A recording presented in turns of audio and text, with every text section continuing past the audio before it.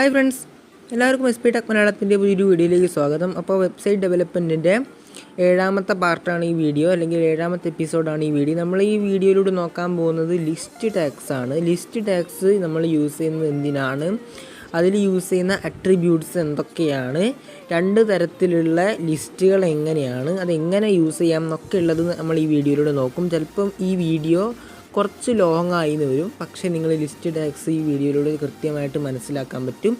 അതുകൊണ്ട് നിങ്ങൾ ഈ ചാനൽ ആദ്യമായിട്ടാണ് കാണുന്നതെങ്കിൽ സബ്സ്ക്രൈബ് ചെയ്ത് ബെല്ലൈക്കൺ അമർത്താൻ മറക്കരുത്. നിങ്ങൾക്ക് ഈ വീഡിയോ ഇഷ്ടപ്പെടുമെന്ന് ഉറപ്പാണ്. അതുകൊണ്ട് നിങ്ങൾ ഈ വീഡിയോ ഇപ്പോഴേ ലൈക്ക് ചെയ്ത് വെച്ചേക്കുക. വെബ്സൈറ്റ് ഡെവലപ്മെൻറ്റ് എല്ലാവർക്കും ആഗ്രഹിക്കുന്ന ഒരു കാര്യമായിരിക്കാം. അതുകൊണ്ട് നിങ്ങൾ അവർക്കൊക്കെ ഇത് ഷെയർ ചെയ്ത് കൊടുക്കുക. അപ്പം സംശയങ്ങളും അഭിപ്രായങ്ങളും നിങ്ങൾക്ക് കമൻറ്റ് ചെയ്യാവുന്നതാണ്. കമൻറ്റ് ചെയ്യാം, അല്ലെങ്കിൽ എൻ്റെ വാട്സപ്പ് നമ്പറിൻ്റെ ലിങ്ക് ഞാൻ ഡിസ്ക്രിപ്ഷനിൽ കൊടുത്തിട്ടുണ്ട്, അതിൽ നിങ്ങൾക്ക് പറയാം. അപ്പം നമ്മളധികം വൈകാതെ വീഡിയോയിലേക്ക് കിടക്കാം.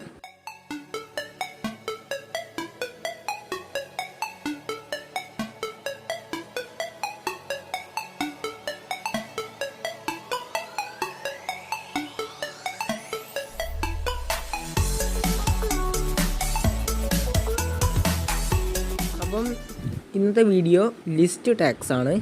ലിസ്റ്റ് ടാഗ്സ് എന്താണെന്ന് നമുക്ക് നോക്കാം. 2 തരത്തിൽ ലിസ്റ്റ് ഉണ്ടാക്കാൻ, ലിസ്റ്റായിട്ട് കാര്യങ്ങൾ എഴുതാൻ HTML നമുക്ക് അവസരം തരുന്നുണ്ട്. അത് ഒന്ന് അൺഓർഡേർഡ് ലിസ്റ്റാണ്, രണ്ടാമത്തത് ഓർഡേർഡ് ലിസ്റ്റാണ്. അപ്പം നിങ്ങളിപ്പം എൻ്റെ സ്ക്രീൻ റെക്കോർഡ് കാണുന്നുണ്ടാവും. അപ്പം അൺഓർഡേർഡ് ലിസ്റ്റും ഓർഡേർഡ് ലിസ്റ്റും ഒക്കെ നമുക്ക് വിശദമായിട്ട് നോക്കാം. നമ്മൾ ട്രിബഡി ടാപ്പ് എടുക്കുക. ട്രിബഡി ടാപ്പ് എടുത്തിട്ട് നമ്മൾ അന്ന് ഉണ്ടാക്കി വെച്ച HTML തന്നെയാണ് ഇപ്പോഴും എൻ്റെ അടുത്തുള്ളത്. അപ്പം ഞാനന്ന് നിങ്ങൾക്ക് ഫ്രേസ് ടാഗ്സ് പഠിപ്പിച്ച് തന്നതാണ് ഇപ്പം ഈ HTML ഫയലിലുള്ളത്. നമ്മളിതൊക്കെ അങ്ങ് മായ്ച്ച് കളയാം. ഇവിടെ മുതൽ അങ്ങ് മായ്ക്കാം. നമുക്ക്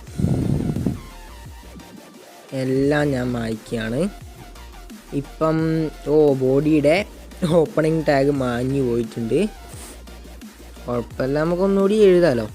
ബോഡിയുടെ ഓപ്പണിംഗ് ടാഗ് കൊടുത്തിട്ടുണ്ട്, അത് മാഞ്ഞു പോയിട്ട് കൊടുത്തതാണ് കേട്ടോ. അപ്പം നമ്മുടെ ഇതിലൊരു കണ്ടൻറ്റും ഇല്ല ഇപ്പം.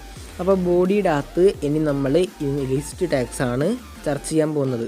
അപ്പം നമുക്കാദ്യം അൺഓർഡേർഡ് ലിസ്റ്റ് പഠിക്കാം. 2 തരത്തെ ഓർഡേർഡ് ലിസ്റ്റും അൺഓർഡേർഡ് ലിസ്റ്റും ആണുള്ളത്. അപ്പോൾ നമുക്ക് ഇന്ന് അൺഓർഡേർഡ് ലിസ്റ്റ് പഠിക്കാം. ആദ്യം തന്നെ അൺഓർഡേർഡ് ലിസ്റ്റ് എന്ന് പറഞ്ഞാൽ അതിൻ്റെ ടാഗ് വരുന്നത് UL എന്നാണ്. UL. അപ്പോൾ അതിൻ്റെ ക്ലോസിങ് ടാഗും വന്നു. അതിനെ താഴേക്കാക്കി വെക്കാം. അപ്പോൾ അതിൻ്റെ നടുക്ക് നമ്മൾ കാര്യങ്ങൾ എഴുതുമ്പോൾ, അൺഓർഡേർഡ് ലിസ്റ്റ് എന്ന് പറഞ്ഞാൽ ഓർഡർ ഉണ്ടാവും, പക്ഷേ അത് നമ്പർ ആയിരിക്കില്ല. ഓർഡേർഡ് ലിസ്റ്റ് എന്ന് പറഞ്ഞാൽ നമ്പറുകളാണ് അതിന് ഡിനോട്ട് ചെയ്യാൻ യൂസ് ചെയ്യാം. അൺഓർഡേർഡ് ലിസ്റ്റിന് പ്ലെയിൻ ബുള്ളറ്റ്സ് ആയിരിക്കും, ഒന്നെങ്കിൽ കുത്ത് അല്ലെങ്കിൽ സ്ക്വയർ. എങ്ങനെ മാറ്റാം, സ്ക്വയറിലേക്കൊക്കെ മാറ്റണമെങ്കിൽ അട്രിബ്യൂട്ട്സ് നോക്കണം. അത് ഈ വീഡിയോ തന്നെ നോക്കും. അപ്പോൾ അത് നമ്മൾ അട്രിബ്യൂട്ട്സ് ഭാഗത്തേക്ക് നോക്കുന്നതാണ്. അപ്പോൾ ഇപ്പോൾ നമ്മൾ പ്ലെയിൻ ബുള്ളറ്റ്സ് ആദ്യം ഡിസ്ക്കാണ് വരിക, പ്ലെയിൻ കുത്താണ് വരിക. അപ്പോൾ അതെങ്ങനെയാണ് നമുക്ക് നോക്കാം. UL എന്ന ഓപ്പണിങ്ങിൻ്റെയും ക്ലോസിങ്ങിൻ്റെയും ടാഗിൻ്റെ അകത്ത് LI എന്ന ടാഗ് നിങ്ങൾ കൊടുക്കണം. LI ലിസ്റ്റ് എന്നുള്ളതിൻ്റെ ആണ് LI. എന്നിട്ട് അതിൻ്റെ നടുക്കാണ് നമ്മളുടെ കാര്യങ്ങൾ എഴുതേണ്ടത്. ഫസ്റ്റ് LIയുടെ നടുക്ക് അറിയാണ്ടാണ് ഞാൻ എൻ്റർ അടിച്ചു പോയത്. ഫസ്റ്റ് LIയുടെ നടുക്ക്, ഈ 2 LIയുടെ നടുക്കാണ് നമ്മൾ എന്ത് ചെയ്യേണ്ടത്. 2 ടാഗ് ഒന്നുപോയി. ഈ LIയുടെ നടുക്ക് നമ്മുടെ ആദ്യത്തെ കാര്യം എഴുതുക. ഞാൻ എൻ്റെ പേരങ്ങ് എഴുതുകയാണ്. അടുത്ത LIയുടെ നടുക്ക് അടുത്ത കാര്യം എഴുതുക. അടുത്ത LIയുടെ നടുക്ക് ഇതാണ് നമ്മുടെ ലിസ്റ്റ്. ഓരോ സാധനങ്ങളായിട്ട് എഴുതുകയാണ് നമ്മൾ. അതാണ് നമ്മുടെ ലിസ്റ്റ്. അപ്പം ഇപ്പം 3 ലിസ്റ്റായി. ഇനി നമ്മളിത് നോക്കി നോക്കാം. Unordered list. അപ്പോൾ നിങ്ങൾക്ക് ഇപ്പോൾ ഇത്രയും പറഞ്ഞത് മനസ്സിലായിട്ടുണ്ടാവും എന്ന് വിചാരിക്കുന്നു. 3 കുത്ത് വന്നിട്ട് ഞാൻ എഴുതിയ കാര്യങ്ങൾ ലിസ്റ്റായിട്ട് അവിടെ പ്രത്യക്ഷപ്പെട്ടത് നിങ്ങൾ കാണുന്നുണ്ടാവും. ഇതാണ് അൺഓർഡേർഡ് ലിസ്റ്റ്. ഇനി ഇതേ അൺഓർഡേർഡ് ലിസ്റ്റ് ഓർഡേർഡ് ലിസ്റ്റാക്കി നോക്കാം. നമ്മൾ ഓർഡേർഡ് ലിസ്റ്റാക്കുമ്പോൾ UL എന്നുള്ള ടാഗ് OL എന്നാവും. UL എന്ന് പറഞ്ഞാൽ അൺഓർഡേർഡ് ലിസ്റ്റ്, ലിസ്റ്റിൻ്റെ അല്ല. Ordered list OL, ordered list. അപ്പം നമ്മൾ ആ ടാഗ് ഒന്ന് മാറ്റി കൊടുക്കുക. എന്നിട്ട് ഇതേ നടുക്കുള്ള സാധനം ഞാൻ കാണിച്ചു തരാം. ഇപ്പോൾ 1, 2, 3 എന്ന് വന്നത് നിങ്ങൾ കാണുന്നുണ്ടാവും. അപ്പം ഓർഡേർഡ് ലിസ്റ്റിൻ്റെയും അൺഓർഡേർഡ് ലിസ്റ്റിൻ്റെയും വ്യത്യാസം നിങ്ങൾക്ക് മനസ്സിലായിട്ടുണ്ടാവും. അൺഓർഡേർഡ് ലിസ്റ്റിൽ പ്ലെയിൻ ബുള്ളറ്റ്സ് ആണ് വരിക. ഓർഡേർഡ് ലിസ്റ്റിലാകുമ്പോൾ നമ്പറോ അല്ലെങ്കിൽ A എന്നോ അല്ലെങ്കിൽ ചെറിയ A എന്നോ നമുക്ക് അങ്ങനെ എന്ത് വേണമെങ്കിലും ചെയ്യാം. ഇങ്ങനെയാണ് അൺഓർഡേർഡ് ലിസ്റ്റും ഓർഡേർഡ് ലിസ്റ്റും വരുന്നത്. ഇനി അതിൻ്റെ ആട്രിബ്യൂട്ട്സ് നമുക്ക് നോക്കാം. ആദ്യം നമുക്ക് അൺഓർഡേർഡ് ലിസ്റ്റിൻ്റെ ആട്രിബ്യൂട്ട്സ് നോക്കാം. അൺഓർഡേർഡ് ലിസ്റ്റിൻ്റെ ആട്രിബ്യൂട്ട്സ്. അപ്പോൾ ആട്രിബ്യൂട്ട് വീഡിയോ നിങ്ങൾ ഓർക്കുന്നുണ്ടാവും. നമ്മൾ ആട്രിബ്യൂട്ട്സ് എപ്പോഴും കൊടുക്കുന്നത് ഓപ്പണിംഗ് ടാഗിൻ്റെ ഇടയിലായിരിക്കും. ഓപ്പണിംഗ് ടാഗ് UL എന്ന് എഴുതി കഴിഞ്ഞതിൻ്റെ ഇടയിൽ നമുക്ക് = ഇട്ടിട്ട് ക്വാട്ടേഷൻസ് കൊടുക്കുകയാണ് നമ്മൾ ചെയ്യുക.